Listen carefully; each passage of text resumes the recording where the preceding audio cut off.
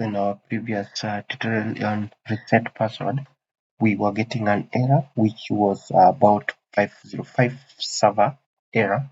So that error is occurring. I realized when I came to my Laravel .log file, which is found at the storage. When you come to storage and logs, you find this one.